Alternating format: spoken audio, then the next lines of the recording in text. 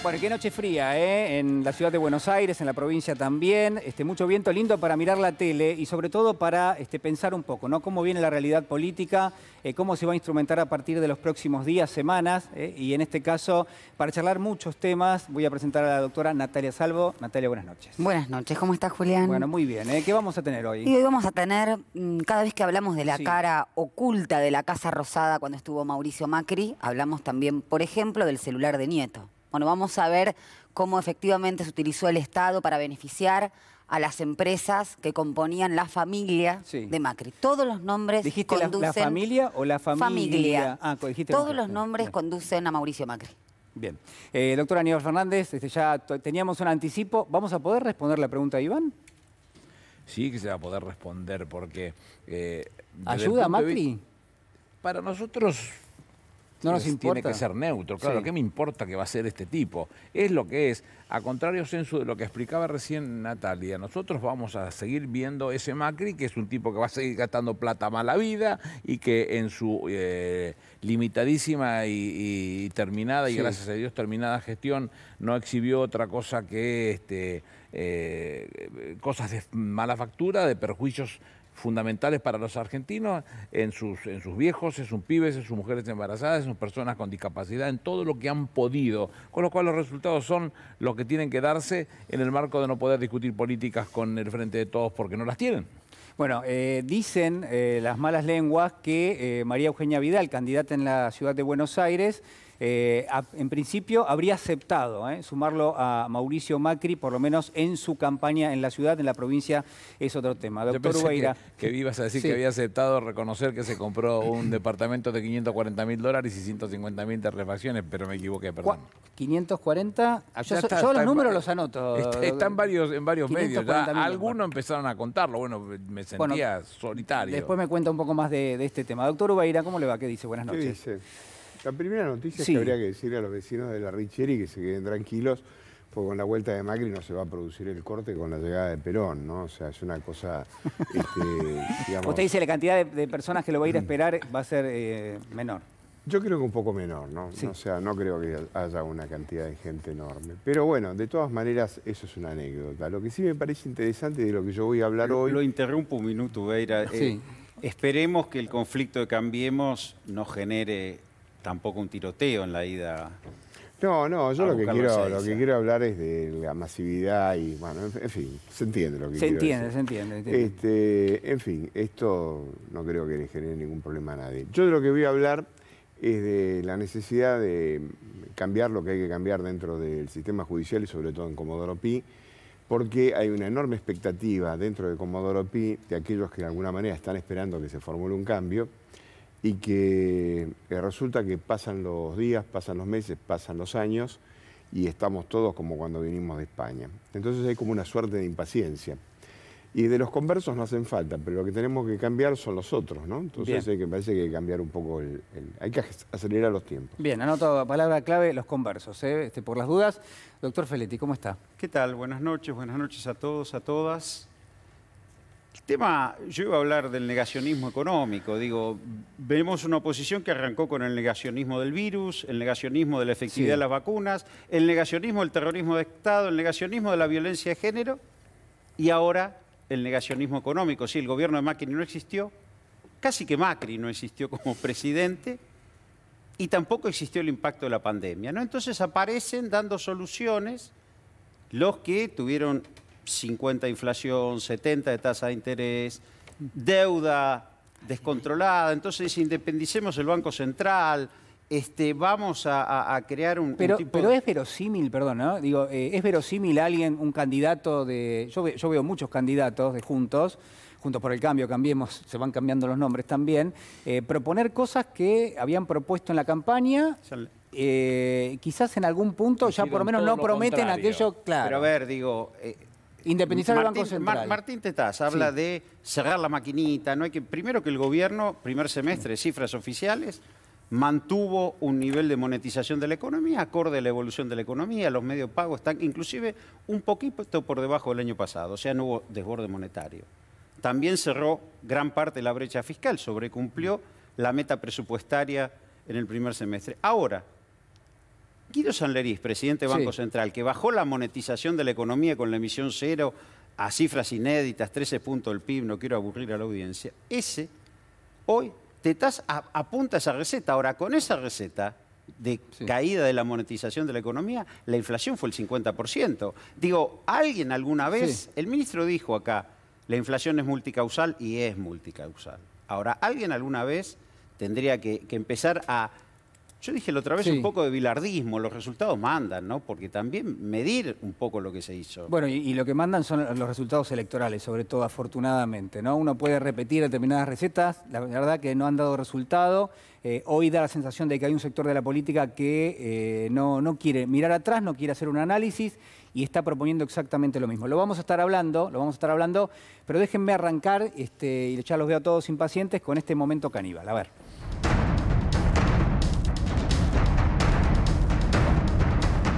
En el medio queda la mujer. Me parece, yo te escuché en una entrevista que no emitiste opinión sobre lo que hicieron. No emito opinión porque... ¿Por qué? Porque los otros también cometen el error. No, por un problema profundamente conceptual. Yo lo que creo es que el lenguaje es parte de la democracia, es decir, el habla, el expresarse. El maltrato no es parte de la democracia. Permíteme, cuando ellos sean capaces de criticarse, de pedir perdón, de no siempre acusar al otro... Pero acá no hablamos de ideologías, acá no hablamos si es de un lado o del otro, estamos hablando de la ideología porque no sé en qué país vivís. Porque discúlpeme, en la Argentina yo le puedo decir algo, yo lo veo a usted y me parece la explicación infantil. La ideología... Le digo porque maltratar a una mujer, de un lado o del otro no importa, está maltratando a una mujer, sobre todo como mujer te lo digo, y no te estoy hablando como política y como nada. Vos no podés bancar o decir, yo no critico a los míos porque los otros no los hacen. En el medio está la mujer, pará porque si no es un monólogo. Pero es que no es eso, hay que entender la profundidad de lo que es el kirchnerismo. Si no es un monólogo, escuchémonos, dialoguémonos, así podemos debatir. Yo lo que te estoy diciendo es que separemos los dos temas, porque los dos temas son iguales de graves. Siento que me estoy hablando con mi hija, que me está diciendo, yo me estoy portando mal. No me trates como tu hija, por favor. Discúlpeme, lo estoy bajando a palabras simples, porque ustedes complican todo, los políticos complican todo, a la gente que hablarle simple. Vos entraste a la política, así que vos... No me ninguneé ni me chicaneé, yo le estoy diciendo que como mujer no podría avalar solo porque del otro lado... No es del otro lado, no es de un lado u otro, no es de un lado u otro. Pero como mujer no puede responder así. Es que a Florencia Peña le hacen un tuit que puede ser una... libertad de expresión, dicen de todo. Ahora, Ortega mete 7... tiene límites. Permitime. La libertad de expresión no tiene límites.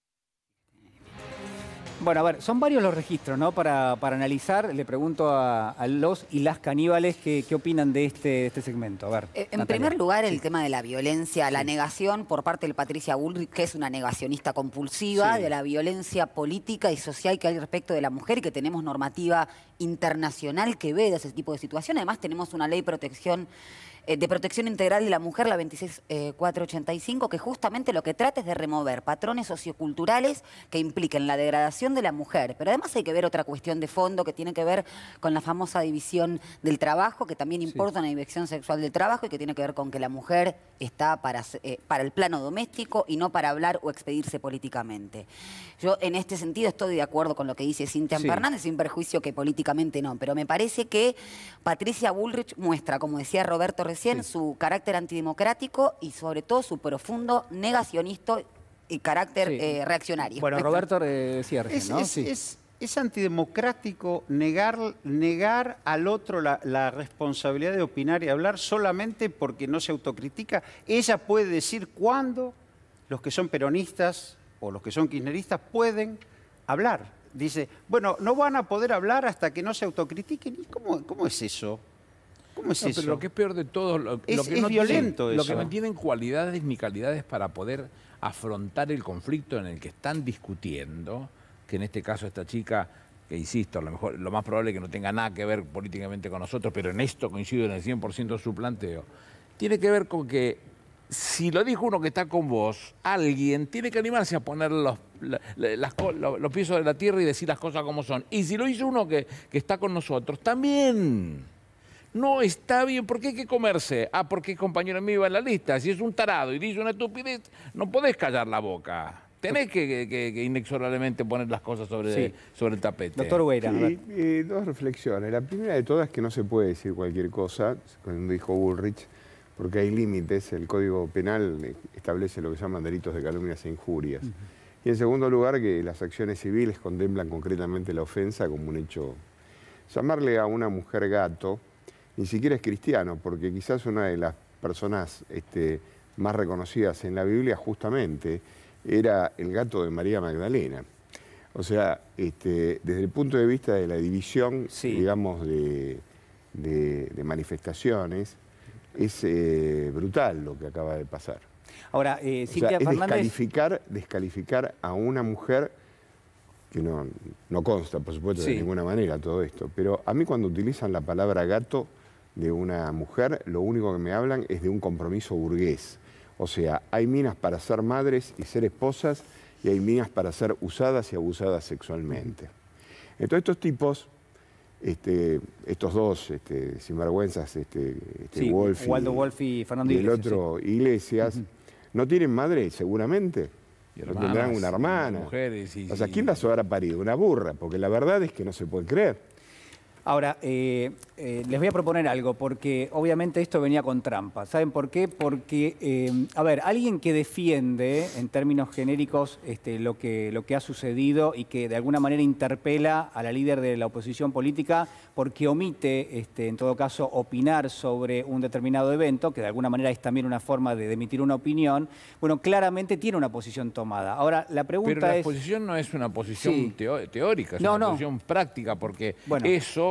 teóricamente, con dos comillas muy grandes, le da ventajas políticas y lo que hace el tarambana de Iglesias y Wolf es exactamente ir abonando hacia la ventaja política. Y lo que ella dice, para no contestarle y apabullarla, Harry Truman decía, si uno no puede convencer, que confunda. Bueno, lo que hace es confundirla. Bueno, hay mucho de eso, ¿no? Por eso, cerrarle la boca, claro, confundirla. Por eso yo digo que es antidemocrático, no escuchar... Pero aparte... La exposición de Cintia... Pero a ver, les muestro algo más para ver qué efecto tiene. Porque Cintia Fernández interpela a Patricia Bullrich. Ahora, esto también lo tuitea Cintia Fernández. Y uno se pregunta, ¿pero entonces cómo puede ser? Tiene que ver... Pero entonces lo que vimos, ¿qué es fruto de qué? De un focus group que sale tarde y le dice a Patricia Bullrich, mejor que hables de este tema de alguna manera, que cruces una opinión con alguien, y Cintia Fernández que se presta a eso. Cintia Fernández en definitiva muestra cierto feminismo clasista, si acaso existe, ¿no? Porque justamente lo que hace es dividir, ¿no? O sea, denosta la polenta como alimento de este pobrismo, ¿no? De que tanto se habla. Y en definitiva vos o sea, no es absolutamente emancipatorio. Y además otra cosa, fíjate que sacan esta cuestión porque no tienen agenda, no tienen identidad, son antivacunas, antiderechos, antifeministas, porque no tienen plan para mostrar, instalan una agenda vacua, vacía, que solamente denigra. Bueno, yo pregunto esto, ¿no tienen plataforma electoral o tienen una plataforma que no pueden comunicar y entonces se disfraza con otra distinta? Y lo que yo planteaba también, ¿no? Las dos cosas. ¿Hay algo detrás que no nos están diciendo? Eso sobrevuela, ¿no? Yo creo que son las dos cosas, ambas cosas. El ajuste sobrevuela también, ¿no? Porque cuando uno dice, voy a anclar el tipo de cambio, voy a dejar de emitir, lo que está diciendo, voy a llevar el desempleo al 20%, voy a duplicar el desempleo. Eso es lo que están diciendo y eso es lo que quieren. Doctor, no tienen elementos con qué componer esa plataforma electoral, ninguno, porque desde el punto de vista económico lo que han mostrado ha sido absolutamente vacío de contenido y con complicaciones severas que hoy estamos tratando, o el presidente, la vicepresidenta y toda una propuesta política está tratando de revertir, pero cuesta mucho revertirlo como para empezar a construir sobre propuestas más concretas que lo que se está haciendo. Entonces, ¿qué van a decir entonces? ¿Sobre ese mismo? Yo lo escuchaba al Colorado Santilli, ¿no? Que la gente, que hay que escuchar, que la gente, yo no creo en eso de la gente, no sé si la gente va al baño, no sé qué es esto. Siempre me he aprendido, sí, claro, he aprendido, ahora vamos a ver a esto de sustantivos colectivos de la mano de Juan Perón, como los trabajadores o un pueblo, que es lo que le están esperando realmente, que las políticas sean las acertadas y las correctas. Ellos lo que han hecho hasta ahora es mentirle al pueblo. Y entonces, ¿qué nos pueden ofrecer? Que además el pueblo siempre es histórico, ¿no? O sea... Hay un detalle que no me quiero olvidar. Brandoni y Carlos Rottenberg entraron también a la Quinta de Olivos. Sí, y nadie hizo mención de ellos. No, y Brandoni se hizo bien el gil y locutó. tuvo que ver Carlitos Rottenmeier a contarlo. Entonces, hizo una nota en la cual criticó a Florencia Peña porque había ido a pedir por sus compañeros en el trabajo y se olvidó de que él había ido. O sea, evidentemente no era una cosa vinculada específicamente a un grupo de mujeres, sino que tenía que ver con una situación sectorial que era el tema del teatro. Después podemos discutir si podía haber entrado o no haber entrado, en fin, esas son cosas que pueden discutirse, pero lo que es real es que han utilizado pura y exclusivamente la provocación con respecto a las mujeres, exactamente igual como hacían los nazis.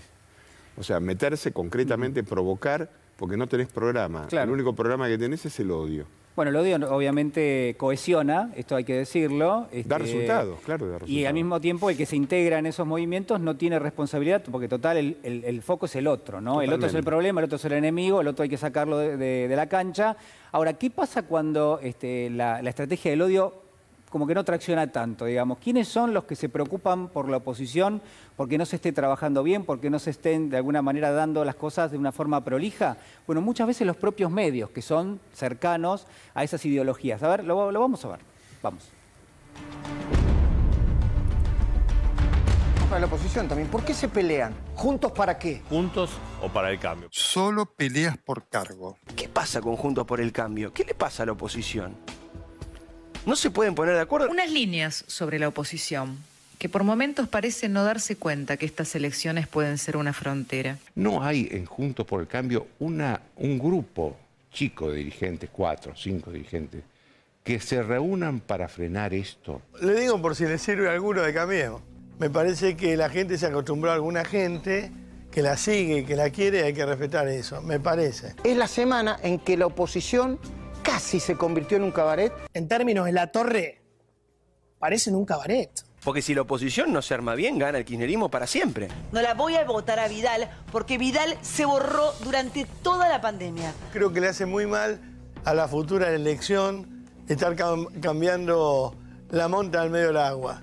¿No le pasarán factura? Quizá no. Los dirigentes y los votantes de la provincia también, con quienes se comprometió a no dejarlo solo. Para mí Heidi no es Heidi, es el lobo. Bueno, a ver, hay un intento de parte de los medios, llamados medios independientes, ¿no? Periodistas independientes, de ordenar a la oposición. Y lanzaron el nado sincronizado para que se hagan una propuesta común. ¿Qué es el nado sincronizado? Es lo que viene mostrándose en Sobredosis de Televisión, que no es otra cosa que lo mismo que acabamos de ver en Tokio, en donde 8 nadadoras muestran cómo son capaces de hacer figuras bellísimas, bellísimas. Todas al mismo tiempo. Todas al mismo tiempo. Ahora, también es ir al voto duro, ¿no? Porque, ¿por qué? Bueno, porque digo, acá anteriormente estuvo en el programa de Iván Emilio Monzó y nos refleja un voto duro. Acá hay una invitación a galvanizar el voto duro. No por nada Vidal quiere que Macri haga campaña con ella en la ciudad, porque se le va el voto a Milei y a López Murphy. Digo, me parece que lo que plantean los medios es la necesidad de un voto confrontativo y duro. Sí. Impedir un libre funcionamiento democrático y dejan de lado la oposición maquillada, ¿no? Bueno, viene Macri el miércoles, se supone, para darle un marco un poquito más contundente a la campaña de Y no tienen orden también, Julián. No tienen referente político, no tienen referente político que los ordene. Y como hacía alguien de los medios, dijo puesto menor cuando se refería a un lugar político, yo creo que es justamente desde donde se los está disciplinando. Y se nota muchísima la ausencia de referente político y cómo se están matando entre ellos también. Déjenme volver a mi vieja manera de pensar. Yo sigo creyendo que la oposición haga lo que se le antoje. Nosotros debiéramos ser gestores de propuestas políticas serias, criteriosas, responsables, inclusivas, y trabajar fuertemente para ello, que es lo que ha venido haciendo el gobierno desde el 10 de diciembre del 2019. No detenernos un solo segundo a mirar lo que está pasando en esta catástrofe, si son los de siempre. Si van a mentir, sí, pero no yo creo, Aníbal, que es hacer. Importante la memoria también. Me parece que es un ejercicio fundamental. Yo concuerdo con ella totalmente. Me parece que los candidatos, por lo menos lo que se vio hasta ahora, pareciera que todo esto que pasó durante la etapa del macrismo parece que hubiera ocurrido hace mucho tiempo. Y esto pasó todavía no se secó el papel de la historia. Entonces pasó a la vuelta de la esquina. Los dramas que estamos viviendo en la República Argentina, toda esta situación de estar patinando sobre hielo muy finito y qué sé yo, se lo debemos a uno de los gobiernos más crápulas que ha habido en la historia de la República Argentina. Entonces me parece que, digamos, desde el punto de vista del oficialismo, tiene una campaña relativamente sencilla, porque, digamos, está claro que lo que se puede llegar a ofrecer es infinitamente superior a cualquier cosa que hayan hecho ellos, porque ellos no tienen absolutamente nada para exhibir. Y creo que hay que hacer una campaña muy profunda con aquellas cosas como las que vamos a tratar ahora, con respecto al macartismo y a la Gestapo que crearon ellos durante la etapa de estos 4 años. Porque lo que pusieron fue inseguridad a toda la ciudadanía. Entonces, verla, la Burrich como ministra de Seguridad, estuviste partícipe en un golpe de Estado, llevaste el país a un pufo descomunal, enterraste prácticamente todo el futuro de los argentinos, no pusiste una puta escuela en ningún lugar de la República Argentina, no hiciste absolutamente nada y todavía por encima venís con el dedo para venir a acusar qué es lo que está haciendo el oficialismo. Uno podría preguntarse si no hay alguien que los ordene, por lo menos eso, ¿no? Dándoles el beneficio de la duda. Lo que dice Natalia, digo, la oposición, los economistas de la oposición, perdón, hoy estoy con el tema económico porque he escuchado mucha cosa. No explican por qué la economía durante el macrismo cayó 5%. No explican dónde fue a parar los 44.000 millones de dólares del fondo. No explican dónde fue a parar los 66.000 millones de dólares que tuvimos que reestructurar en nuestro gobierno.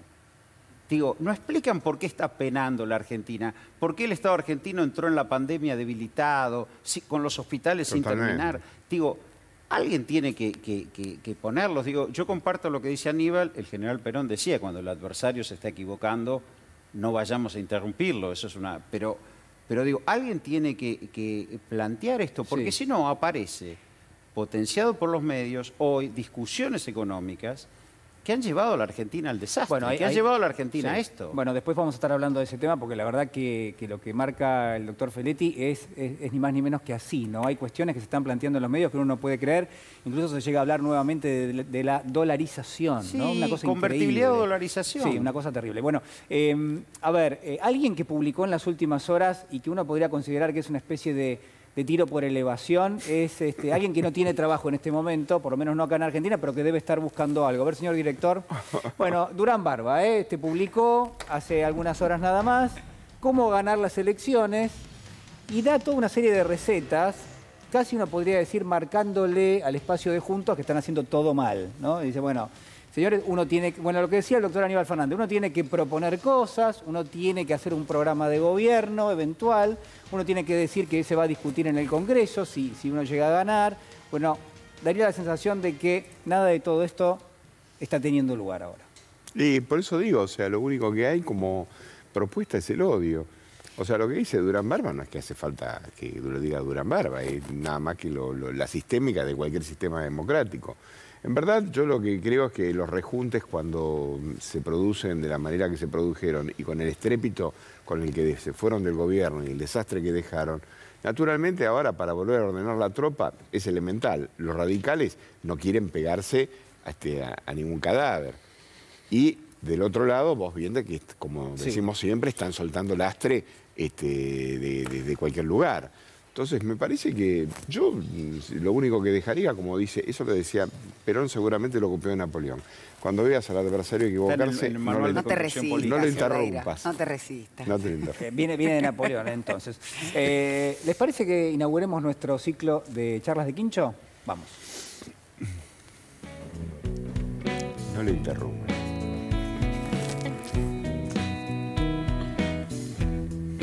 Bueno, ahí después vamos a hacer el brindis, por supuesto, como siempre. Abrimos lo que es esta pequeña ventana para charlar de temas realmente muy importantes. Natalia Salvo. Sí, bueno, como te decía, el lado oscuro de la Casa Rosada, mucho de los cuales estamos encontrando a través del celular de Darío Nieto, que no era ni más ni menos que la agenda de Mauricio Macri. Y cómo Nieto empieza a ser de un simple escriba a sugerirle a Mauricio Macri. Y bueno, ya en junio del 2019 él planteaba la necesidad para financiar la campaña de que se termine de completar el acuerdo del FMI. Hasta ese momento se habían entregado 44.000 millones y medio de dólares. Sí. Y bueno, obviamente el chorro se cortó y ahí empiezan a decir que no se tiene que hablar de absolutamente nada, no se tiene que confrontar. Pero bueno, hay otras cosas también en el celular de Darío Nieto, que es cómo las empresas que conformaban la familia Macri fueron beneficiados con las obras públicas más importantes de ese momento. Como por ejemplo, el negocio de las autopistas del Sol, que bien decía Gabriel Morini en una nota en ámbito financiero. Porque ahora lo que se está viendo, obviamente, que a través de la auditoría hubo un desfalco total, pero bueno, había una sociedad vinculada o que participaba, que era Abertis, y que también era socia de SOCMA hasta el 2017, cuando se descubrió este escándalo. A ver, señor director, si podemos acompañar lo que dice la doctora Salvo con este material. Bueno, ahí está, los mensajes. Bueno, son muchos los mensajes. Pero fíjense, ¿no? Ver tema Abertis, y sobre todo lo más importante es la fecha, ¿no? 23 de junio del 2018. Sí, y con anterioridad, un año antes, ya se había advertido que tenía vinculación con SOCMA y por lo tanto creo que en ese momento fue el diputado Rodolfo Tailade que hicieron una denuncia, ni que habían hecho una especie de denuncia falsa o falluta, ¿sí? Para vender una deuda de 500 millones de dólares que obviamente terminó pagando el Estado. Claro. Hablaban de tarifas dolarizadas cuando obviamente el peaje era en pesos. Sí, para que nos ordenemos de qué estamos hablando, porque todos lo conocemos, pero no sé si todos los que nos están viendo lo conocen.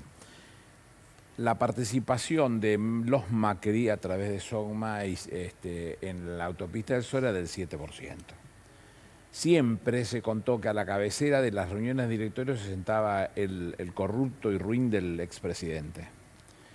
Y que lo que tenían como discusión por delante era, ellos tenían como socio a Impregilo, en esta empresa también, lo que tenían por discusión era lo que ellos reclamaban, una cantidad monstruosa de dinero, 1.200 millones de dólares, porque teóricamente eran los que no habían sido actualizaciones de los peajes para percibir.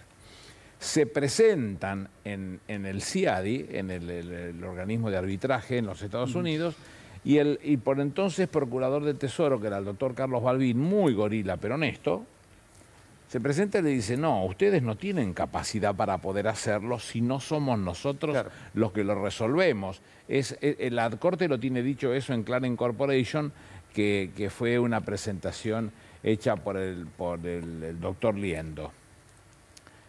¿Qué es lo que sucede entonces? Cuando se trae el expediente para concluir con el análisis y las presentaciones judiciales que correspondan, el doctor Carlos Balbín, se presenta el gobierno argentino y termina siendo un acuerdo teóricamente beneficioso, porque si ellos reclaman 1.200 millones y acuerdan por 499 millones, el arreglo era muy bueno y saludable. La realidad es que se afanaron 499 millones. Podrían haber reclamado 2.000 y hubieran pagado 1.000 y también se iban a vender que el arreglo era bueno. Se chorearon 499 millones de dólares. Esto es lo que sucedió. Ahora, lo que queda claro con respecto a los mensajes que se van conociendo es que el expresidente Macri estaba al tanto de todo y que además era el conductor de la situación. Pero además, Julián, estaba al tanto de todo y tenía a Nieto para poder hacer este tipo de vinculaciones, porque también aparecían que Macri tenía que felicitar al Manchester. O sea, él estaba absolutamente en otra, mientras a Pepín le daba un poder judicial, mientras con Pepín lo que hacía era articular de manera connivente con la justicia, y bueno, Nieto le manejaba este tipo de negocios. A mí me parece importante resaltar que tomaron el Estado para los negocios privados, para beneficiar a la familia Macri. Esa es la finalidad, eso es lo que tenemos que tener memoria, porque como decía recién Roberto, no llegamos en un punto cero, llegamos con un Estado en desfalco, sin salud, sin trabajo, y entramos en una pandemia que obviamente agravó esas situaciones. Voy a incorporar un dato. Lagarde, Christine Lagarde, titular del fondo, cuando desembolsó los 44.000 millones de dólares, ¿no sabía el carácter, como cuando se da un crédito, la personalidad de quienes iban a administrar esos 44.000? Sí, la sabía. Pero no habían cenado en la casa de Duhovne. Pero por eso, no, pero cuando es un poquito más serio, ese volumen, no es una decisión de un funcionario. A Argentina le hubieran tocado por carta orgánica del fondo 25.000 millones de dólares por tamaño. Con eso supuestamente debieron haber cumplido meta, estabilizar. Le dieron 44.000 y no cumplieron nada. Ahora, no sabían el carácter de la familia, como dice Nati Macri, en las cuestiones del correo, en las cuestiones del ordenamiento de obra pública en función de su esfera de influencia y ganar porciones de mercado desde el Estado. Digo, todas estas cosas tendrían que estar arriba de la mesa a la hora de discutir algunas cosas, porque si no... Agrego un detalle, ¿no? Que por ahí no se sabe. Cuando se discutió, una de las cosas que se discutió era que la autopista no podía tener un competidor. Y formaron una causa, la armaron una causa contra un hecho emblemático, que es el caso de Mateo Corvo. Y ahora la justicia o sea, que lo procesaron, es la causa famosa del Chicho Serna y compañía, pura y exclusivamente para acabar con ese emprendimiento. Ahora el juez de Dolores, bueno, que era Ramos Padilla en su momento, consideró que con los mismos elementos con que lo habían procesado, la justicia de Dolores lo tuvieron como parte querellante. O sea, los tipos fueron capaces absolutamente de todo, o sea, de destruir todo lo que de alguna manera les generara algún grado de competencia. Entonces, yo creo que mucho más allá, digamos, de las cuestiones así, en las que nos reímos tanto, de toda esta cuestión de Macri y compañía, es quizás uno de los gobiernos de la más brutal intervención a los efectos de confundir negocios propios con los del Estado, ¿no? Bueno, a ver, la confusión es un elemento que puede ser utilizado para tratar de generar algún tipo de cohesión. La confusión muchas veces está puesta casi encriptada cuando se habla, por ejemplo, de economía. ¿Qué se propone y qué se omite de decir, qué se omite de reconocer? Presten atención a esto. Vos salís con un equipo de exteriores, Sí, tiene que tener... Fue del año 78, cuando vino la televisión. Claro, ahora vos podés... Ahora vos, un plus por televisión. vos con un estabilizador y un celular podrías filmar, pero no lo podés hacer. ¿Por qué? Porque hay un plus y una regulación que tenés que llevar tantas cantidades de cámaras, tantas cosas. Sí. Eso, perdóname, porque es importante, porque hay muchos chicos acá trabajando en el estudio y yo quiero ser claro en esto. Porque ayer una declaración cavernícola de Guillermo Moreno en ese sentido. Pretender defender a rajatablas la ocupación de cada uno nos conduce a un subdesarrollo total. Los medios se están haciendo cada vez más chiquitos, hay una uberización de los medios formidable. Si nosotros no vemos lo que está pasando en el mundo y queremos defender a rajatablas un modelo que no funciona, cada vez vamos a ser más pobres. Roberto. Bueno, ese es el planteo que lleva al desempleo. Es convalidar una tasa de desempleo alta a partir de un achicamiento del país. Y de los emprendimientos, del sector empresario. Es decir, ellos ocultan que para parar la inflación hay que generar desempleo. Eso es lo que no dicen. La convertibilidad frenó la inflación. Ahora, desde 1994 hasta el 2006 hubo un ciclo de 2 dígitos de desempleo, que acaba con Néstor Kirchner. Con crecimiento. Con crecimiento. Fue la primera vez en la historia económica que el crecimiento se desvinculó de la creación de empleo. Y además fue un ciclo más largo que duplicaba la década del 30. Es decir, yo paro la inflación, fijo el tipo de cambio, incluso si quiero dolarizo, hay países que han perdido su moneda, sobre todo toda Europa Occidental perdió su moneda, no solo acá. Sí. Y tengo 20% de desempleo. En Argentina, el modelo que propone Tetaz es un modelo de 20% de desempleo. Eso es lo que no dicen. Es decir, que se estaría desconociendo casi el objetivo número 1 de la economía, que es crear empleo. O es muy fácil darse cuenta, a ellos les desempleados. sobran 20 millones de argentinos. O sea, sigue siendo el modelo... Siempre le sobraron. Antes era menos porque éramos menos población, pero sí. Es el ejército 44 de le sobran 20 desempleados millones. Le también. sacás 20 millones, ese sistema funciona Es el bien. bloque primario financiero. Explotación primaria, servicio de obra pública ligados, de conectividad y el sector financiero. Ese es el modelo. Ahora, para eso necesitan tipo de cambio estable. Para tener un tipo de cambio estable, sea convertible o sea directamente suprimiendo la moneda, bueno, es un programa de ajuste muy severo el que están planteando. A ver, te voy a sumar muy algo severo, más. pero muy Roberto. severo. Frente a la posibilidad, digamos, del éxito que ha tenido el equipo económico de Macri y este señor, el que primero Perdón, dijiste el éxito. El éxito que ha tenido Macri con su equipo económico y la gente que es su seguidora, este pibe se queda sin laburo. O sea que es muy probable que los cameraman se vayan y queden sin trabajo, pero Tetaz también. Bueno, a ver, sumamos algo más a este análisis. Ahí está. Álvarez Agis, que dice, vamos a terminar usando los billetes de 1.000 pesos para empapelar las paredes. Y bueno, la amenaza de la hiperinflación. Vamos a la amenaza de la hiperinflación. Y no es cierto, el gobierno no está desbordando la economía monetariamente. Vamos a la amenaza de la hiper. ¿Para qué? Para un programa de ajuste. ¿Para qué? Para contraer económicamente la capacidad de expansión de la economía. Y eso es desempleo.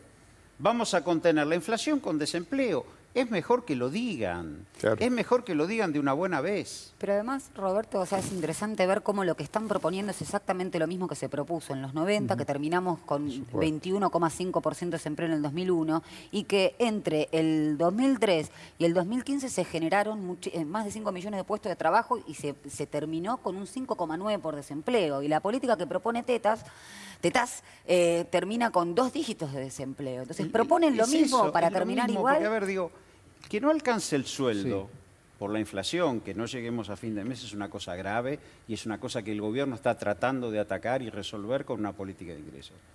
Ahora, que haya desempleo es que no hay sueldo, que el sueldo es cero. Ya no es que no te alcanza, es cero. Y eso es dramático. En la Argentina fue dramático.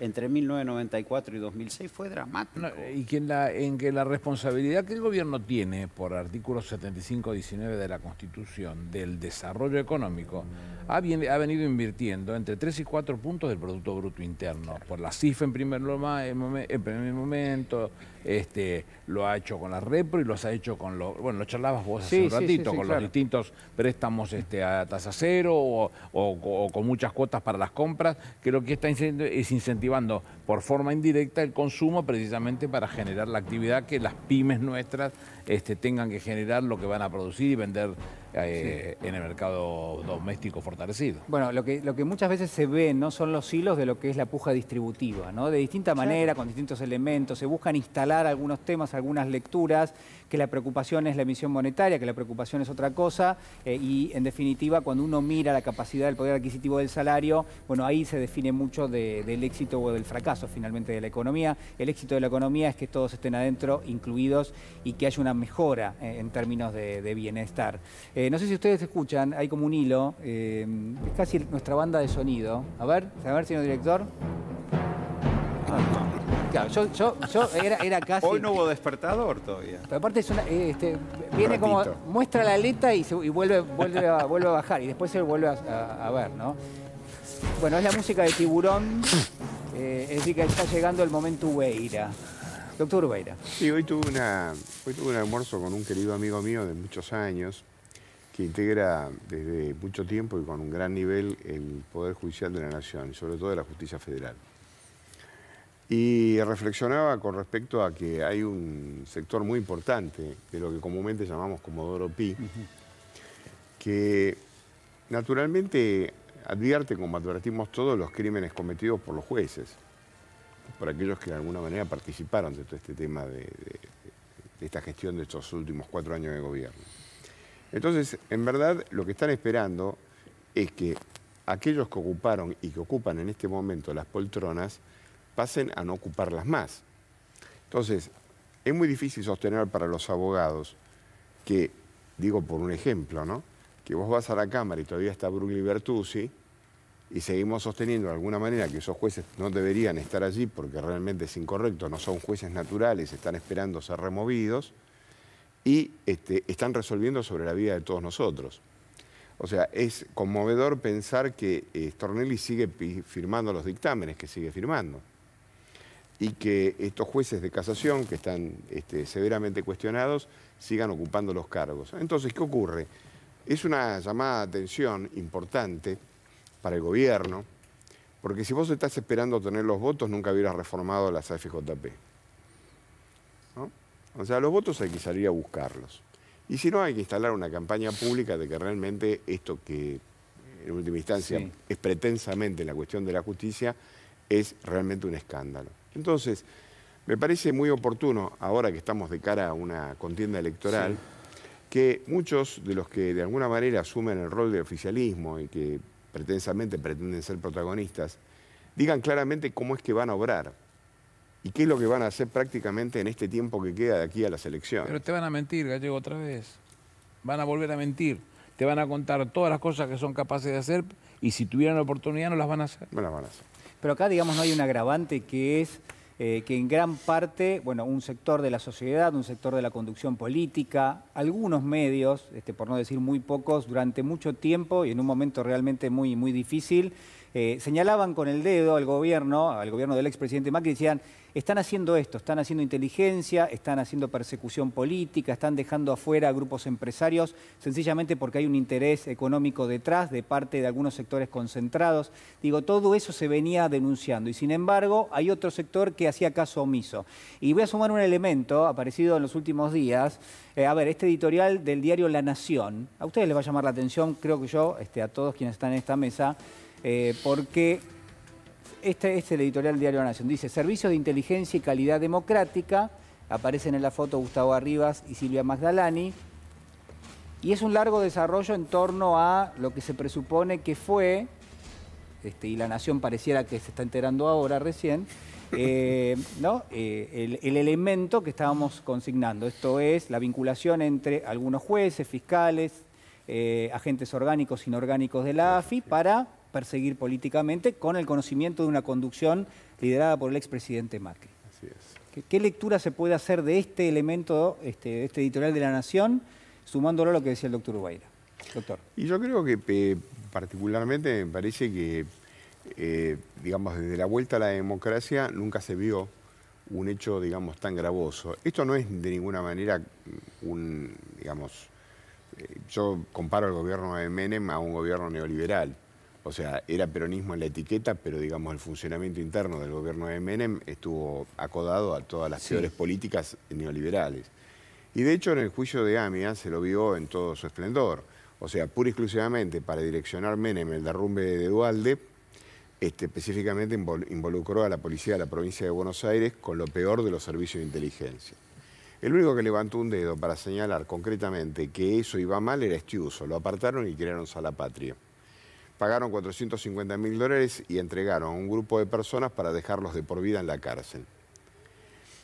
Cuando pareciera de alguna forma que esa investigación con respecto al tema de la CIDE significaba el desarme por completo de la vida de la CIDE, que nunca más se iban a volver a repetir estas cuestiones, lo único que hicieron ahora fue perfeccionarlo. Entonces crearon dos elementos. Tomaron la AFI, digamos, ejecutiva, normal, concentrada, y después crearon un grupo de inteligencia paralelo, que era, jugaban en tándem conforme a determinado tipo de objetivos. Para que la gente sepa, no hay un punto del tejido de los servicios de inteligencia de este país que se muevan sin la decisión concreta del presidente de la Nación. Menem fue absolutamente responsable del encubrimiento del atentado de la AMIA, por más que lo hayan absuelto. Lástima que se murió, porque si no ahora lo íbamos a tratar de dar vuelta en casación. Menem fue responsable específico del encubrimiento del atentado de la AMIA.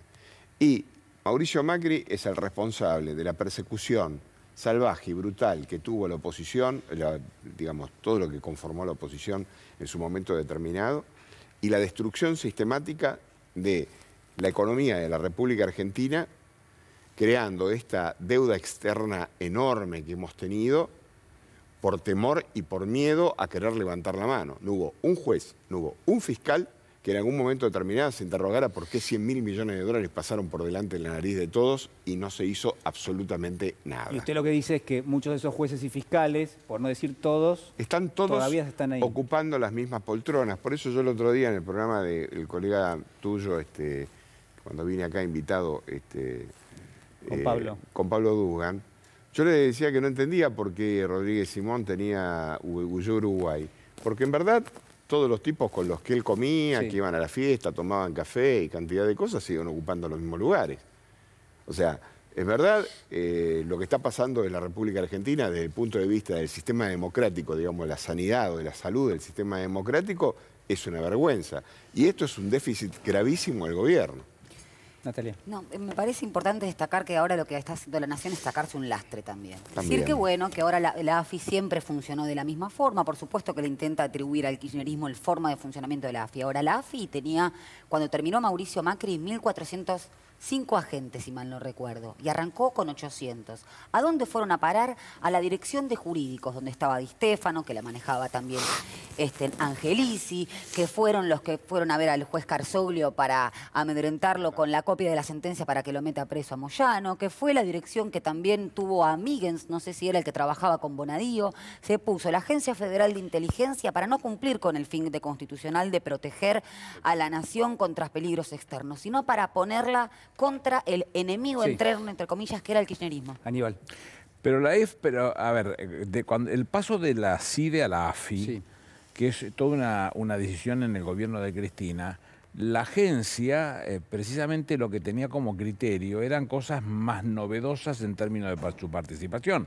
Ejemplo, en cuanto a los fondos reservados, dejaron de ser reservados para ser públicos. Bueno, si hay que hacer un trabajo que se haga y que tenga contabilidad en el Estado, a lo mejor con accesos limitados, pero con conocimiento de causa. Lo primero que se hace por parte del gobierno del corrupto de Macri fue específicamente transformarlos nuevamente en reservados, la misma cantidad, que eran 1.200 y pico de millones de pesos por entonces, para poder disponer de ellos y hacer todas estas porquerías que han hecho, ¿no?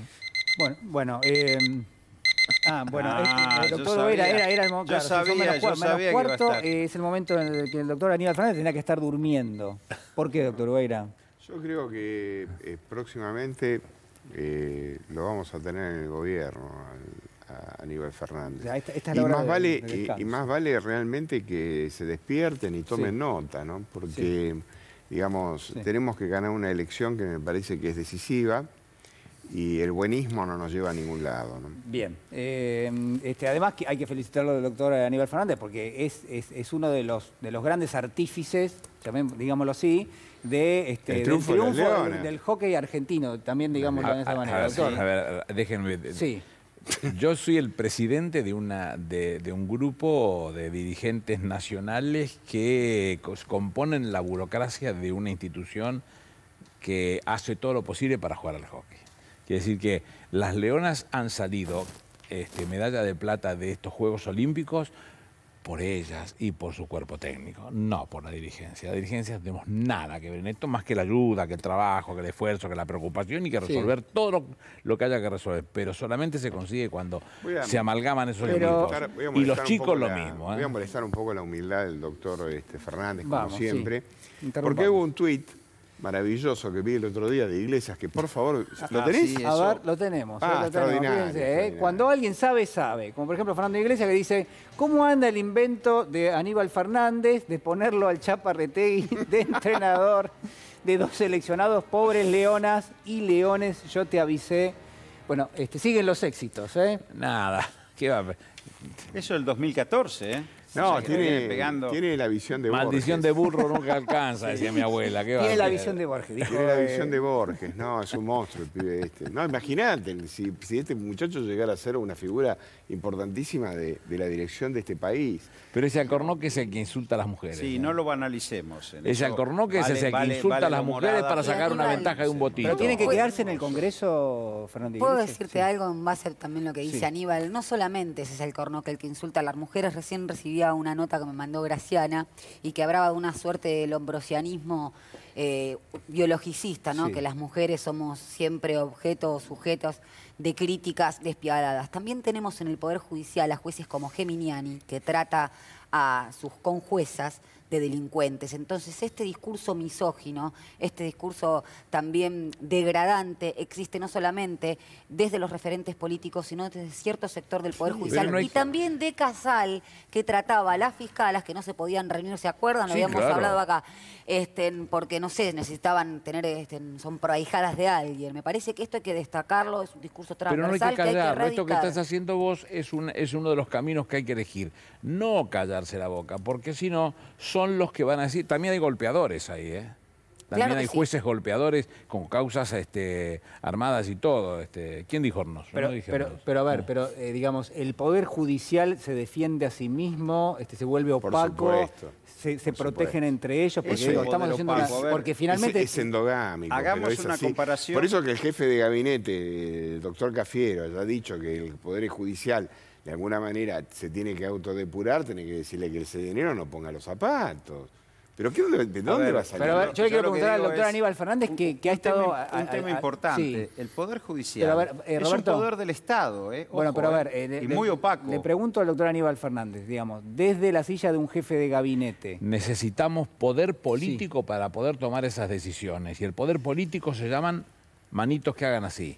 Entonces, esta pelea que vamos a tener en los próximos meses de electoral, en el mejor sentido de la palabra de pelea, tiene que ver con eso, conquistar los votos necesarios para tomar, entre otras decisiones, la reforma de la ley del Ministerio Público o todas tantas otras cosas como que hay que hacerlas, porque lo que se mencionaba cuando comienzan las funciones de Alberto Fernández eran limitadas, era una parte de... Hay varios combos que hay que ir corrigiendo para poner las cosas en su lugar. Que yo soy muy optimista en ese tipo de cosas. Entre otras, y esto es mi cuenta, yo no represento al Estado, lo digo por mí.